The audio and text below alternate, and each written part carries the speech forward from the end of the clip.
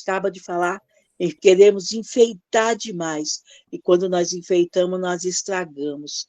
Então, Pai, dá limite para nós, dá sabedoria, nos ajuda, Senhor, a nos conter, a termos, Senhor, uma contenção daquilo que é de Ti e daquilo que é nosso, de nós mesmos, porque somos carne, somos humanos.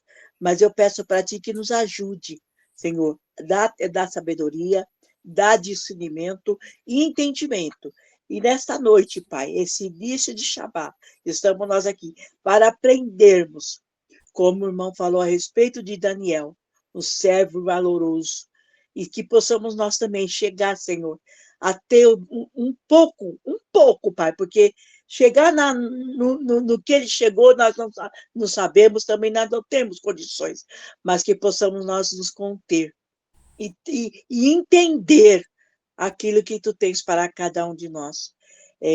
Da sabedoria, ajuda o irmão Laércio, o pai, o Rabino, que vai estar ministrando, que o Ruach HaKodesh possa estar assim, Senhor, abrindo a nossa mente, nosso entendimento e ajudando ele, Pai, para que possamos nós absorvermos aquilo de melhor que tu tens para a nossa vida no nosso dia a dia. Te agradeço por tudo, Pai, no nome amado de Yeshua Mashiach. Amém, vê amém. Amém. Como nós colocamos para os irmãos, nós vamos hoje estudar sobre Daniel, capítulo 9, versículo 24. Mas antes de entrarmos no capítulo 9, versículo 24, eu gostaria de lembrar que nós já entramos em Shabat, ao pôr do sol, e eu estava eu sempre dou uma relida na Bíblia, que eu sempre encontro coisas novas. E ao abrir a Bíblia em Gênesis, no capítulo 2, no versículo 1, diz assim: e assim foram acabados os céus, a terra e tudo o que neles há.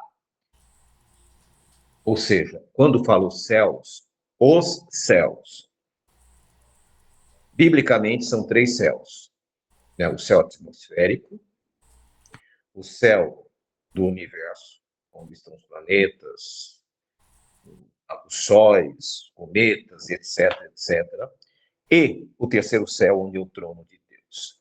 E aqui diz assim: e acabado os céus. Então, quando você vai ler a Bíblia, é importante você ver esses detalhes. A Bíblia não é um livro comum. Ela tem detalhes que devem ser observados.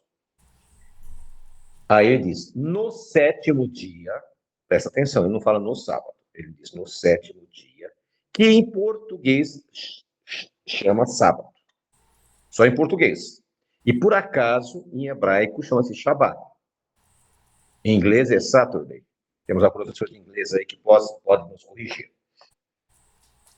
No sétimo dia já havia concluído a obra que realizara, e nesse dia ele descansou. A palavra Shabbat significa descanso. Olha que coisa interessante. Vou reler de novo. No sétimo dia, Deus já havia concluído a sua obra que realizara nesse dia, Shabbat, descanso. O Shabbat, ele é diferente do feriado, do domingo, por exemplo. Quem observa o domingo, Graziela, seja bem-vinda, é uma alegria ter você com a gente. O Shabbat, ele é diferente do domingo, porque o domingo é um dia que você folga, mas não significa que é um dia sagrado. É diferente de um outro feriado comum. Então, nós vemos que a palavra Shabbat, ela é muito mais ampla. O descansar em Deus, o que significa descansar em Deus? É você entregar tudo nas mãos de Deus e Ele vai realizar na tua vida. Continuando a leitura. Então, Shabbat, ele descansou, ele abençoou e santificou. Então, o sétimo dia da semana, ele é especialíssimo, porque ele é um dia de descanso espiritual. É um dia que a nossa alma precisa de um refrigério para ter um encontro com o Criador. Primeira coisa. Segundo, ele abençoa, é um dia de bênçãos. Nós vivemos correndo atrás da bênção todos os dias, trabalhando, correndo para lá e para cá. Mas é o sábado que proporciona a bênção. Existe um ditado judaico, não do judaísmo, diferente, judaico, que diz assim: aquele que trabalha Shabat nunca deixará de trabalhar, ou seja, nunca vai ser abençoado. Finalmente diz assim: e o santificou, porque nele Shabat de toda obra que realizara na sua criação. Então esse dia ele é muito especial. Para muitas pessoas, elas não conseguiram entender ainda o que é especial. Por quê? Eles estão tão envoltos no dia a dia, na correria do dia a dia, e é um dia correndo atrás do outro e não consegue resolver um problema aqui, busca um problema lá, e busca um problema acolá, e parece que as coisas não acontecem. Aí Deus nos proporcionou um oásis espiritual. O que é um oásis? No meio do deserto, aquele calor escaldante, areia seca, de repente a pessoa se depara com coqueiros, com palmeiras, com tamareiras e com um lago refrescante. E ali ela se deleita. Ela está quase morrendo. Porém, ao encontrar um oásis, ela encontra a verdadeira paz. Para nós, depois de um período de 6 dias de lutas, sofrimentos, preocupações, ansiedade, chegamos nesse oásis. E agora nós respiramos. E é justamente isso que nós gostamos que você procurasse entender. Para muitas pessoas, você não vai entender isso. Uma coisa que é importante você colocar na sua mente. Nós decidimos santificar o Shabat não para sermos salvos, porque quem nos salva é o sacrifício de Yeshua, mas porque nós somos salvos. E os salvos, eles observam o Shabat. Ah, mas eu conheço pessoas boas, pessoas íntegras que não guardam. Mas vão guardar. Se elas forem boas e íntegras, elas vão chegar a essa compreensão. Não tenham dúvida. E cabe a nós orarmos. Daniel, ele foi chamado muito amado por Deus. Por quê? Porque ele era um homem de oração. E o que se menos faz hoje é oração. Quando nós vamos orar, nós corremos. E normalmente nós não agradecemos. Normalmente nós pedimos e não agradecemos. Quando a gente começar a agradecer, o que vai acontecer? As coisas vão tornar-se mais fáceis. E os milagres vão acontecer na nossa vida. Nós temos aqui um bom grupo de pessoas. Todos vocês receberam um milagre hoje. Talvez você... Eu? Sim. Ao acordar, você abriu os seus olhos. Você estava respirando. E você está vivo. Porque ao redor do mundo, milhares de pessoas não tiveram esse privilégio que você está tendo hoje. De estar aqui. Isso é um grande milagre. Valorize esse milagre. Mas vamos lá. O estudo de hoje é sobre Daniel, capítulo 9, versículo 24. O profeta Daniel, ele fez diversas profecias. E as pessoas, às vezes, lêem o livro, como está escrito hoje, e não percebem que no mesmo capítulo existe mais de uma profecia. Por quê? No século XIII, isso eu já falei várias vezes para os irmãos presencialmente aqui, no século XIII, nos conventos foram colocados os capítulos na Bíblia. No século XVI foram colocados os versículos para facilitar. As pessoas que fizeram isso, fizeram com a melhor das intenções. Só que eles desconheciam a sequência correta. Para provar isso, nós temos duas situações. A primeira situação é quem estuda a porção, a paraxá semanal, vai ver que normalmente ela não começa no capítulo, tipo, capítulo 1, versículo 1. Às vezes está capítulo 1, versículo 8, às vezes está no capítulo 20, versículo 30. Nunca começa como está descrito. Só para você tentar entender o que eu estou dizendo. Gênesis capítulo 1, versículo 31. Gênesis 1, 31. Deus viu tudo que havia feito e tudo que havia ficado muito bom. Passaram-se a tarde e a manhã, e esse foi o sexto dia. Quem fez essa separação de capítulo e versículo, encerra o capítulo 1 aqui. Porém, o capítulo 1, ele não termina no versículo 31. Ele termina no capítulo 2, no versículo 3, que é o que nós lemos agora.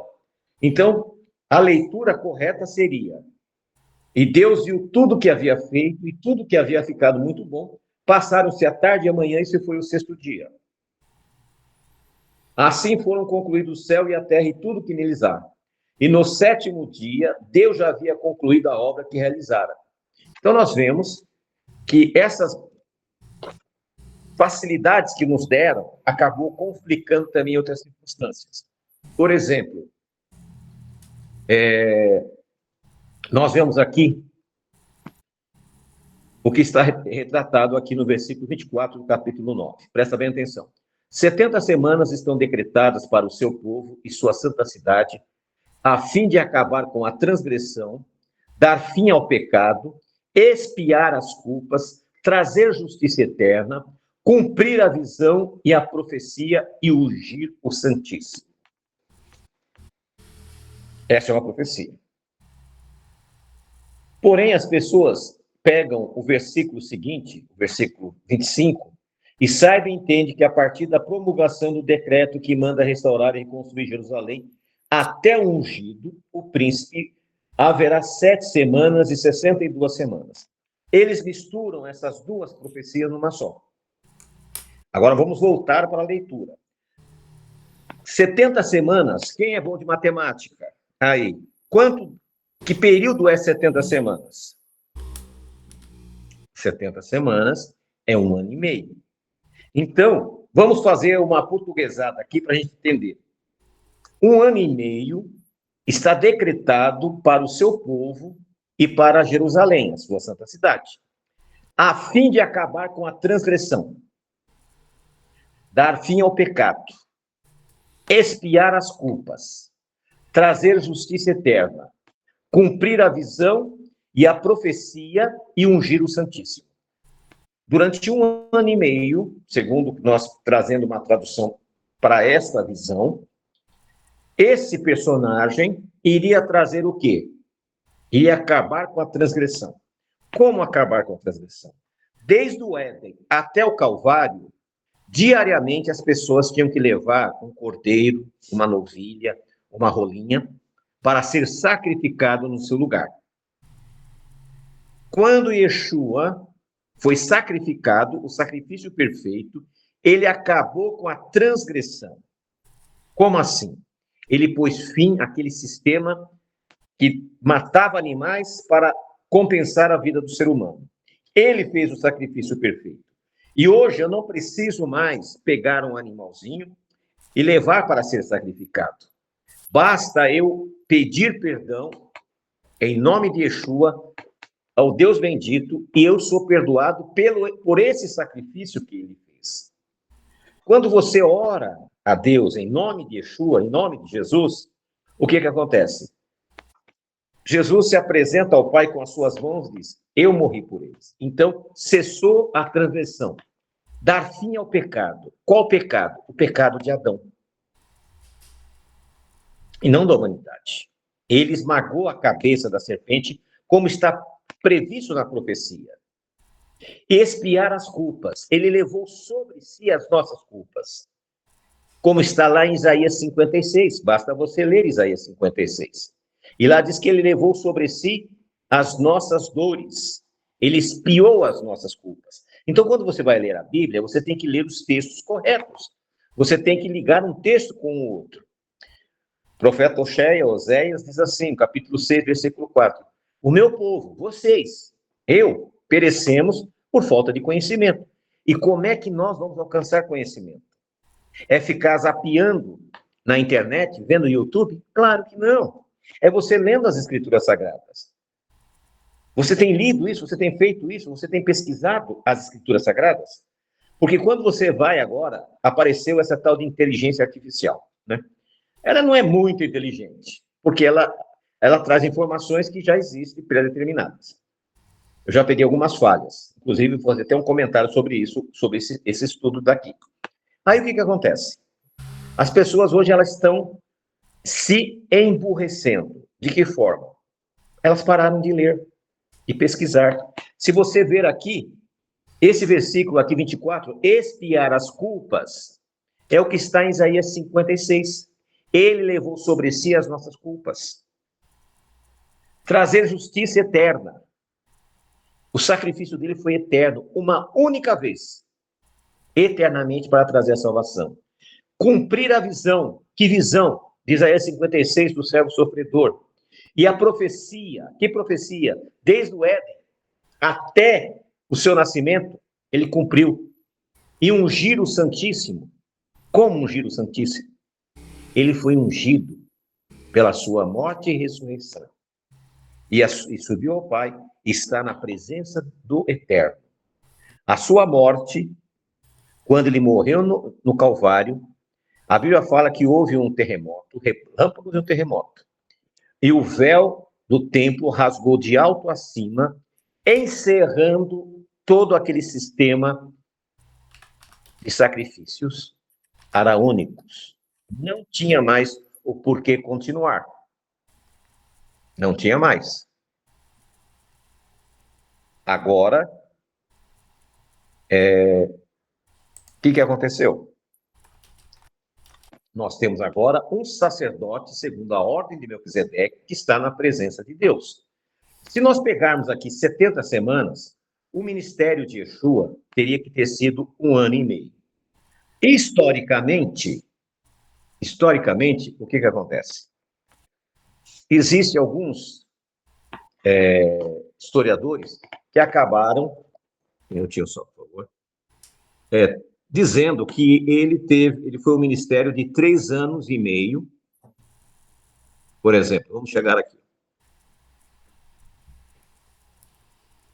Só um segundinho, por gentileza. Eusébio de Cesareia, ele determinou, segundo a visão dele, que o ministério de Yeshua foi de 3 anos e meio. Orígenes propôs que o ministério de Yeshua foi de 3 anos e 4 meses. Clemente de Alexandria, de 3 anos e 3 meses. Então, nós temos 3 fundadores do cristianismo divergindo, pouco, mas divergindo das datas. Porém, baseado no que eles chegaram a isso? Na cronologia dos evangelhos, não pode ser. Por quê? Nós temos aqui uma relação de milagres que foram feitas por Yeshua. Nós temos Jesus curou um leproso, curou um paralítico, curou um cego, curou um surdo e mudo, curou uma mulher de hemorragia, curou aqueles 10 leprosos. Ele fez 3 ressurreições, a viúva de Naim, a filha de Jairo e Lázaro. Ele multiplicou os pães e peixes, ele transformou água em vinho. Ele acalmou a tempestade e caminhou sobre as águas. Esses são os milagres que os evangelhos relatam. Se nós pegarmos todos, dá mais ou menos uns 12, 13 milagres. Se nós pegarmos 13 milagres e dividir por 36, é muito pouco. Ele fez um milagre a cada 3 meses, praticamente. Então, nós vemos que não há uma coerência. Quando nós vamos para a sequência das festas bíblicas, nós vamos ver que, para que ele tivesse um ministério de 3 anos e meio, ele precisaria, no mínimo, de ter participado de 3 Páscoas, de 3 pães ázimos, de 3 trombetas, de 3 Pentecostes, de 3 jejum, e não foi o que aconteceu nos relatos bíblicos. Quando você vai para a Bíblia, no livro de João, ali a gente detectou uma inserção um pouco estranha. Ali no livro de João tem uma colocação de uma Páscoa, que se você ler o texto, ela tem apenas 6 meses. e uma Páscoa de uma outra é 12 meses. Então, não há suficientes festas bíblicas, não há suficientes milagres para justificar que foi 3 anos e meio. Mas por que, então, essa ideia de 3 anos e meio que é defendido pelos religiosos? Você pode pegar aí, por exemplo, aquele Rodrigo Silva, dos Adventistas, ele explica de uma forma tão interessante a reguinha que ele fez, totalmente errado. Não tem nada a ver. Por quê? Qual o objetivo deles tentarem colocar esses 3 anos e meio? Primeiro, harmonizar as cronologias para tentar ajustar o ministério, que eles não tinham um parâmetro. Segundo, eles estabeleceram uma cronologia para a vida de Jesus. Mas quando você pega e faz uma cronologia dos evangelhos, você vai ver que não funciona. Um outro fator, refutar as heresias. Havia naquela época muitas ideias. E um dos fatores mais importantes que eles determinaram para ser 3 anos e meio era para favorecer a teologia da Trindade. Porque havia uma luta entre a teologia da Trindade e a teologia ariana. Então, eles tentaram procurar de todos os jeitos ajustar as teologias, essa teologia deles, com esse período trinitário. E isso fez, então, que as pessoas acabassem acreditando e começassem a falar, e aquilo virou uma regra. Mas quando você vem aqui e lê o texto como está escrito, 70 semanas estão determinadas, a profecia foi clara. Essa profecia aqui é única. Ela não tem nada a ver com o versículo 25. E o que ele está dizendo? Essas 70 semanas foi o período do ministério de Yeshua, que ele veio trazer a salvação a mim e a você. Aí você diz, mas qual o problema? É 1 ano e meio, 3 anos e meio, tem todos os problemas. Porque o problema está por trás do que foi dito. O problema está qual a intenção que eles criaram esta questão desse período, e aqui desmascara esses religiosos que hoje têm umas estruturas gigantescas. Tem televisão, tem rádio, tem navio, tem prédios pelo mundo inteiro, milhões de seguidores, e tudo fundamentado em erros teológicos. E a restauração, ela se propõe a trazer uma teologia mais cronológica e bíblica, para que a gente possa entender as demais profecias. Se nós não entendermos esta profecia, nós não vamos entender as outras. Existem profecias bíblicas que são para a nossa geração, para a nossa época. Nós temos profecias bíblicas que são fundamentais para compreendermos o que vai acontecer com a questão do anticristo, com os decretos que estão para vir sobre a humanidade, como o sinal de Deus, o sinal da besta.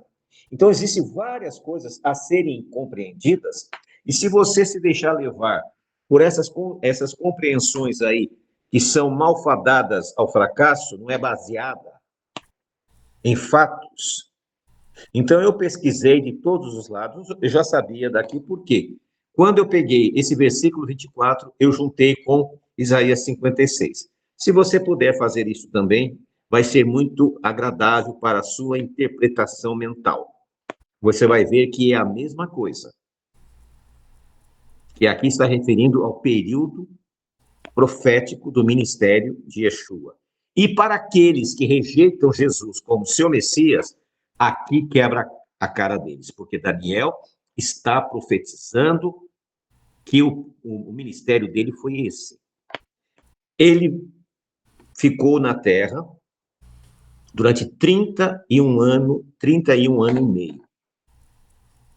Ele nasceu provavelmente no ano 4 ou 3, não, perdão, provavelmente 4 ou 3 antes da nossa era. Quando ele nasceu, Herodes, o Grande, estava vivo.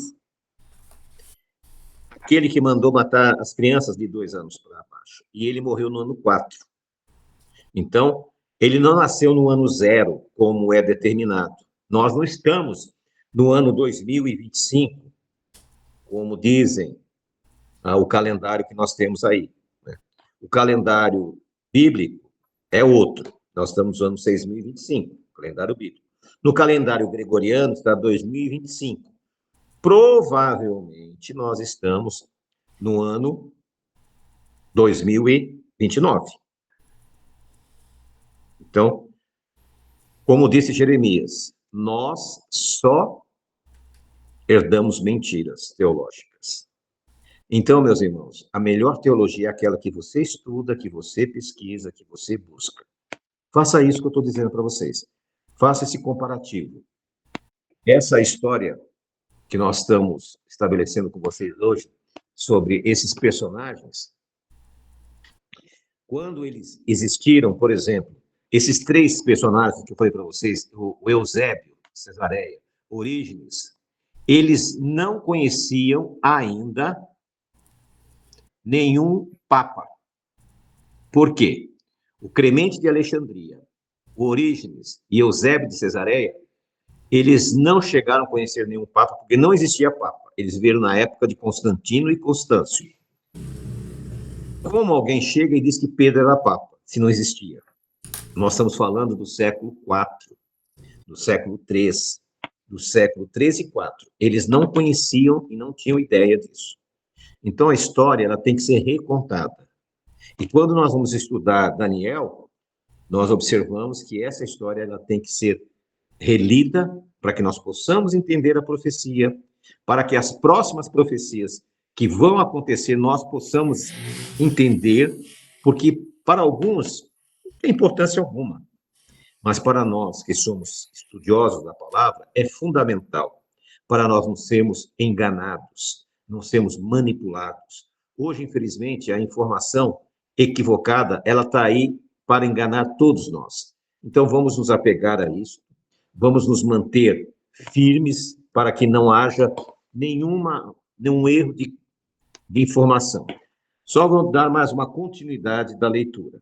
Saiba e entende, no versículo 25, que a partir da promulgação do decreto que manda restaurar e reconstruir Jerusalém, até o ungido, o príncipe, haverá 7 semanas e 62 semanas. Esta já é outra profecia que fala quando foi dado a ordem por Ciro para que eles voltassem. Aí nós temos aqui um período, você vê que é diferente a linguagem.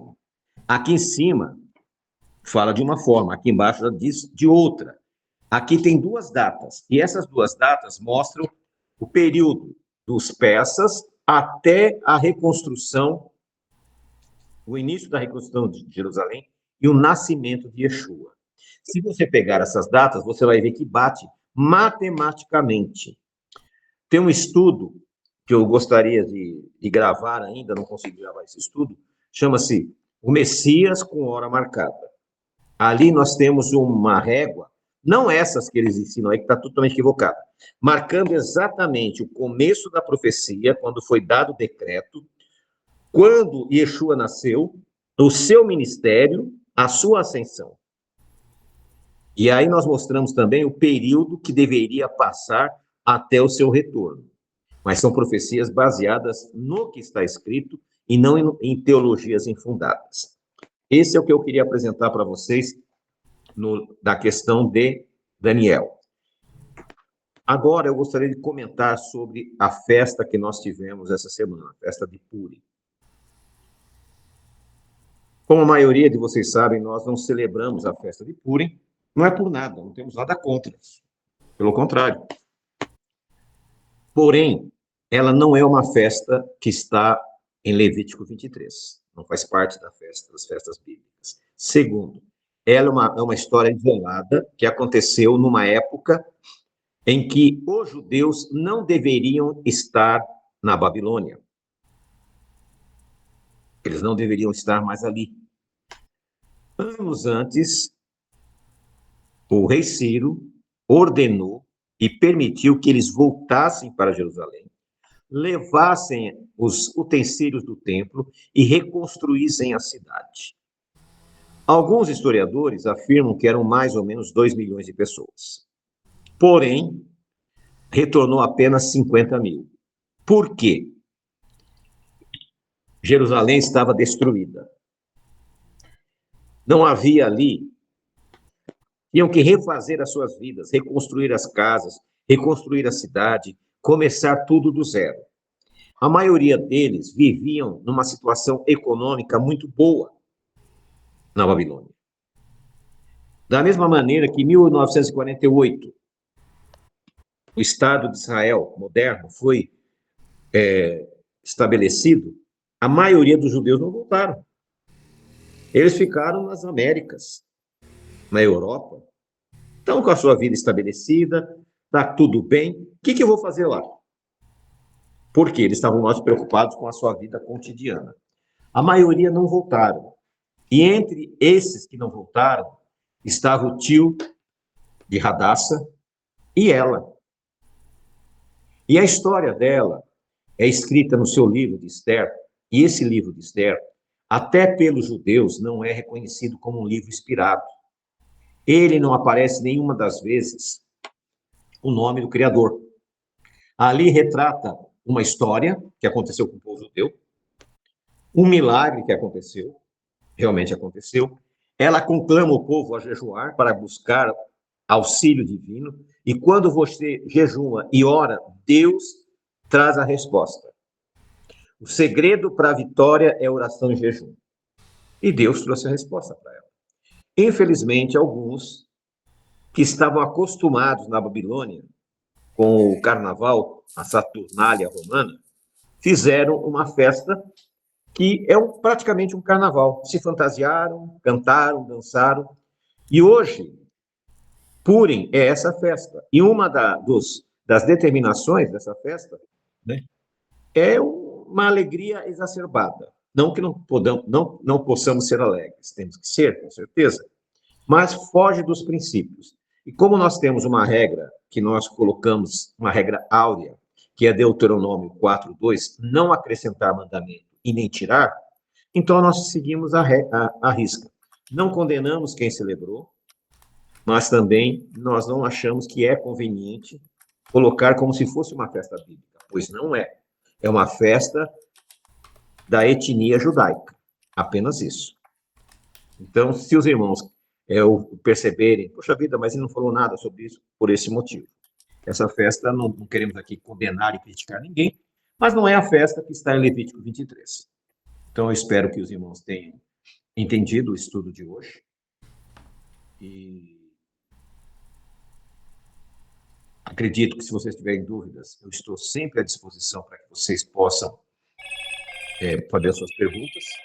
Eu gostaria de dar 5 minutinhos para os irmãos, para quem tiver alguma pergunta, se é que tiver perguntas, nós vamos responder. Na sequência, o irmão Danilo pede para 2 pessoas fazerem a oração final e vamos descansar para que amanhã possamos acordar bem e louvar o Criador. Quem quiser fazer perguntas, esse é o momento.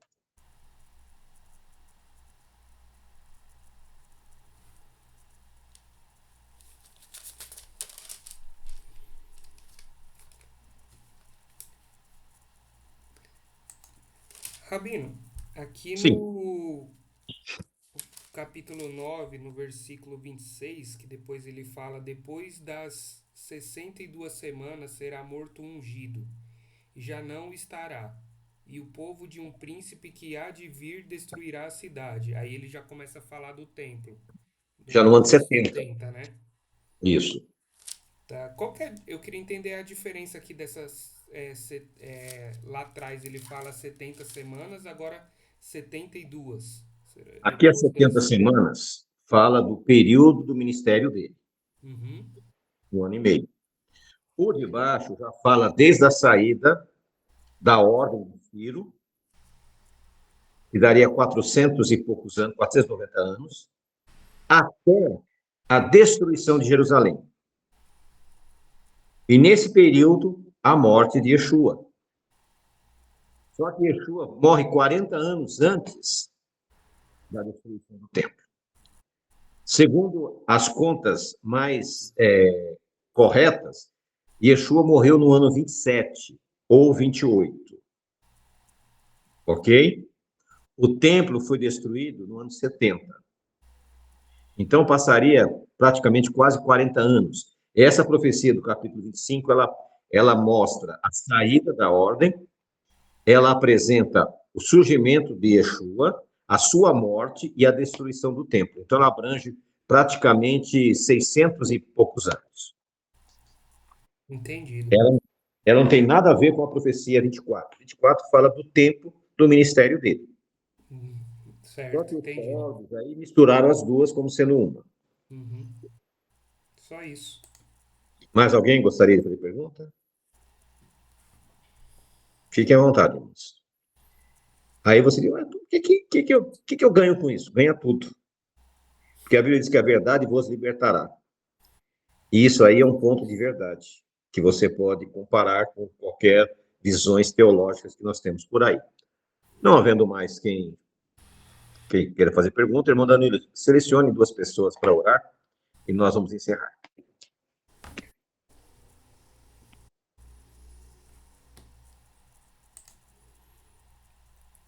Irmão Wellington, pode fazer uma oração? Eu faço a segunda e o Rabino encerra, por favor?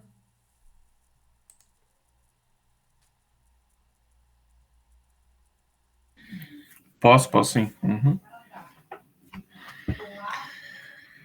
Glorioso Jeová Deus, te agradecemos, meu Pai, por mais esse dia, por mais essa semana, por mais esse Shabbat que se inicia. Te agradecer, meu Pai, pelo trabalho, pelo alimento, pela saúde dos irmãos. Agradecer que estamos vivos, agradecer esse estudo, agradecer o Rabino por disponibilizar o tempo, nos ensinarmos essa techuvá e que os irmãos entendam que techuvá é nosso caminho para a eternidade e que Jeová nos abençoe, que algum irmão que estiver enfermo, que estiver precisando que ele entre com a providência, algum familiar que ele possa entrar com a cura. E só temos a agradecer, meu Pai. Em honra e mérito seu Filho amado, Yeshua HaMashiach. Amém. Senhor Deus, nosso Pai, graça te damos por estar todos reunidos, Senhor. Obrigado pela semana que tivemos, que o Senhor possa continuar abençoando nossa congregação, nossos estudos, que os irmãos possam se achegar cada vez mais, que a gente possa estar unido cada vez mais, Senhor. Pedimos para que o Senhor cuide da gente durante o Shabat, durante a semana que iremos entrar. Obrigado pelo estudo, Pai. Abençoe os irmãos que aqui também não puderam estar. E que amanhã a gente possa ter um culto abençoado, Pai. E que o Senhor possa fazer milagres em nossas vidas. Agradecemos por estar vivos, por ter um lar, por ter um alimento, por estarmos todos reunidos, Senhor, para aprender um pouco mais da Tua palavra. Agradecemos, pedimos, em nome de Cristo Jesus, Seu Filho amado. Amém, Senhor. Senhor nosso Deus, nós queremos te agradecer, ó Pai, pela vida de cada um dos teus filhos. Que possamos ser amados como teu servo Daniel foi amado. Por isso, nos abra os nossos olhos, a nossa mente, para te servir cada dia melhor, Senhor. Essas pessoas que aqui estão foram escolhidas por ti. São pessoas que foram atraídas pelo teu grande amor. Por isso, visita cada um deles essa noite. Que elas possam receber dos céus as mais amplas e maravilhosas bênçãos que os filhos merecem segundo a tua vontade. Dá-nos uma noite de paz, de tranquilidade, um Shabat abençoado e santificado. E o Senhor te abençoe e te guarde. Que o Senhor faça resplandecer o seu rosto sobre ti e tenha misericórdia de ti. Que o Senhor sobre ti levante o seu rosto e te deixe. Shabbat Shalom a todos. Amanhã, às 17h30, nós estaremos online. Às 17 horas, estaremos iniciando a nossa reunião. Nós não podemos gravar as músicas porque o YouTube e o Facebook e o Instagram, eles bloqueiam. Mas esperamos vocês. Shalom, shalom.